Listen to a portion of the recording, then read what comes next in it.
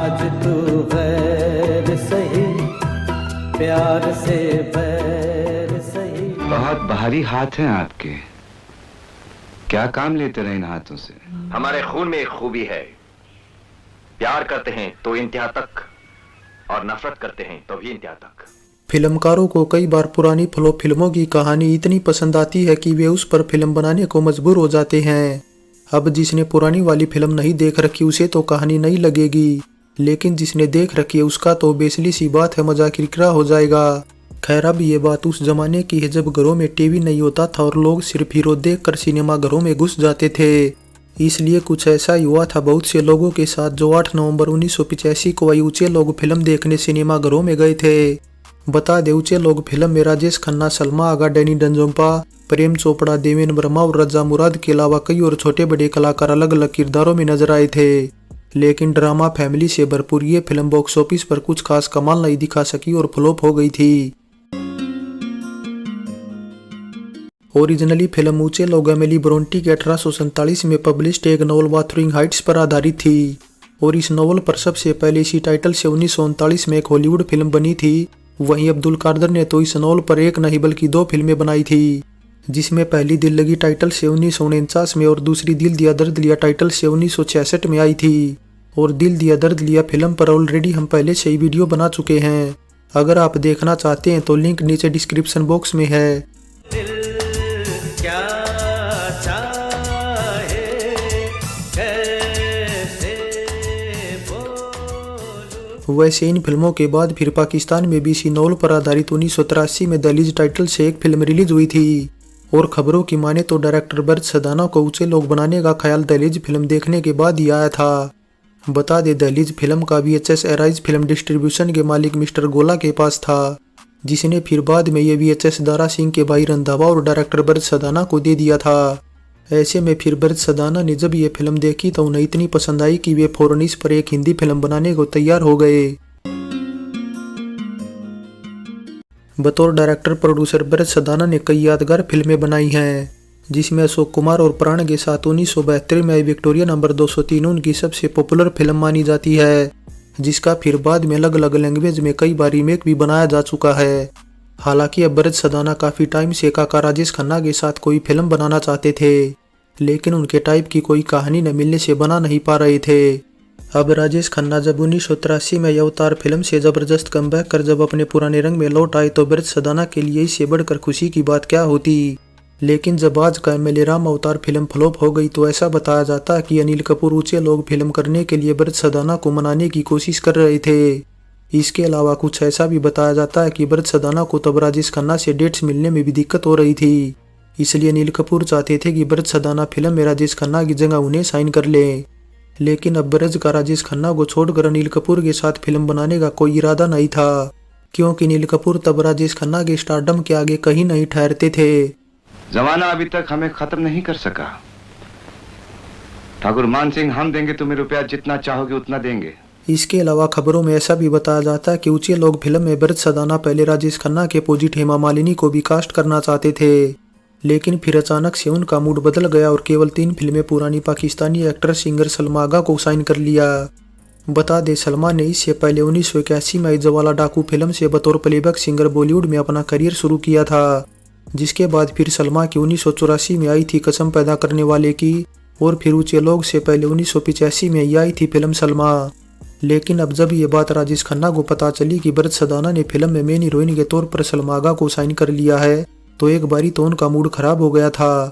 लेकिन जब बर्ज सदाना ने राजेश खन्ना को समझाया तो वे मान गए, और कुछ इस वजह से भी मान गए क्योंकि सलमा को इससे पहले निकाह फिल्म के लिए फिल्म फेयर में बेस्ट एक्ट्रेस का नॉमिनेशन मिला था।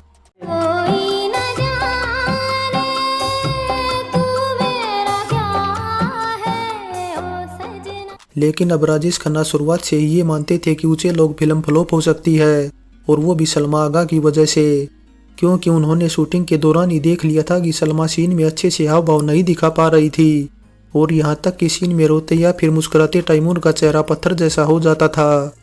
वैसे अब सलमा भी अपनी बात रखने में कम नहीं थी। उन्होंने भी कहा कि ऊंचे लोग फिल्म राजेश खन्ना की वजह से फ्लॉप हुई है, क्योंकि राजेश खन्ना फिल्म के मेन हीरो हैं और उनकी लुक एकदम खराब है। यहाँ तक कि वे फिल्म में काफ़ी ओवरवेट भी लग रहे हैं। इसलिए इस फिल्म में अगर कोई नौजवान हीरो होता तो अच्छा रहता।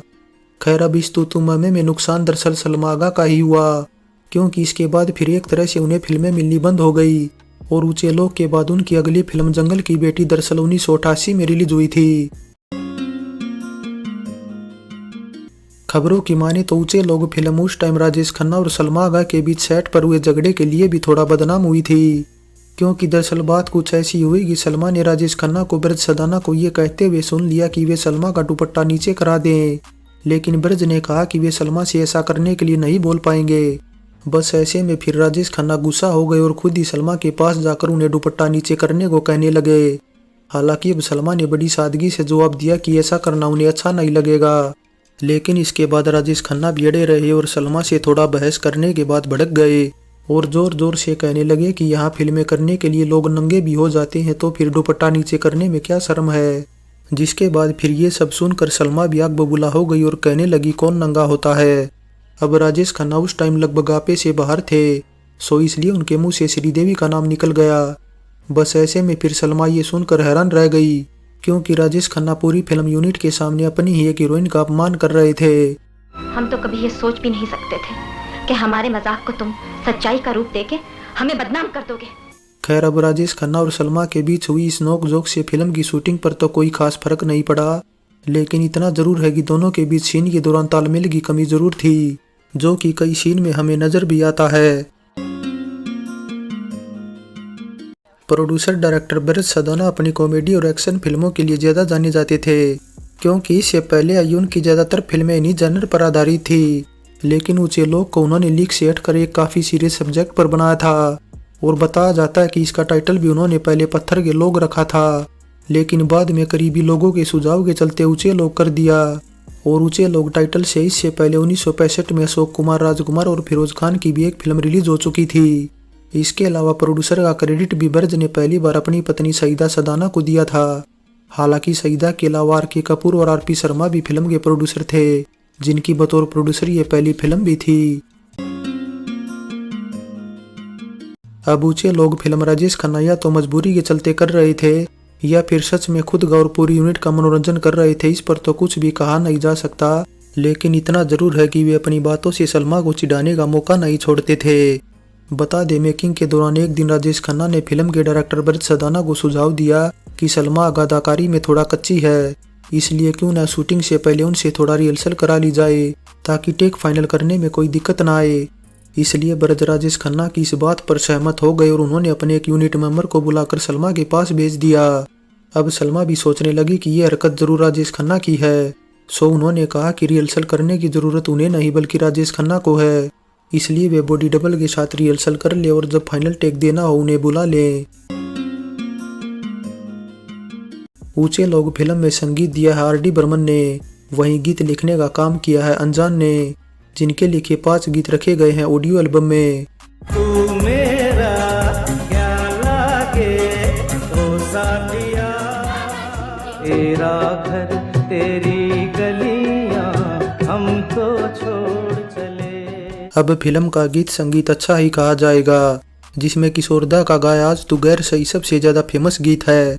हालांकि ये ऐसा गीत है जो पाकिस्तानी फिल्म दहलीज में मेहदी हसन के गाए इस गीत की हूबहू कॉपी था।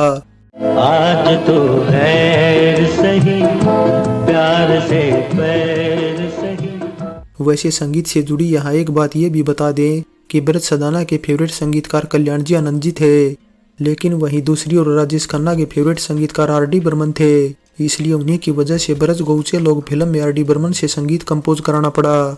वैसे भरत सदाना ने इसके बाद आई अपनी अगली फिल्म मर्दों वाली बात में भी आर.डी. बर्मन से ही संगीत तैयार कराया था। जब आप ऊंचे लोग फिल्म देखोगे तो पाओगे कि डैनी के ज्यादातर सीन सीढ़ियों के पास ही शूट किए गए हैं, और ऐसा ही हमें देखने को मिला था जिस फिल्म से ये इंस्पायर्ड थी, यानी दिल दिया दर्द लिया फिल्म में, जिसमें प्राण के मोस्टली सीन एक ही जगह पर शूट किए गए थे। ये रात न जाने कितनी सुबहों के इंतजार के बाद आई है। सोचा जो दिल में हौसला जागा है कल सुबह तक सो न जाए। फाइनली बॉक्स ऑफिस पर बेशक ऊंचे लोग फिल्म बुरी तरह पिट गई हो, लेकिन राजेश खन्ना के चाहने वाले आज भी इसे एक अच्छी फिल्म मानते हैं। खैर अब ये तो लोगों की अपनी अपनी चॉइस है, लेकिन एक बात ये भी सच है कि एक तो ये पुरानी फिल्मों का रीमेक होने के चलते नहीं चली, वहीं कुछ ये राजेश खन्ना और सलमा आगा के बीच अच्छी केमिस्ट्री न होने से भी नहीं चली, और ऐसा ही कुछ क्रिटिक्स का भी मानना था, जिन्होंने बाकी सभी कलाकारों की अदाकारी की तो तारीफ की लेकिन सलमा की आलोचना की, क्योंकि इस फिल्म में सलमा की अदाकारी उनकी पिछली फिल्मों के मुकाबले काफ़ी कमज़ोर थी, और यहाँ तक कि उनके इम्प्रेशन भी अच्छे नहीं थे। ऐसा लगा मानो वे पहली बार कैमरा फेस कर रही हों। सो ऊंचे लोग फिल्म पर हमारी ये पेशकश कैसी लगी नीचे कमेंट कर बताएं। अच्छी लगी है तो लाइक करें और चैनल को सब्सक्राइब करें। सो चलते हैं, फिर मिलेंगे एक और नई वीडियो के साथ।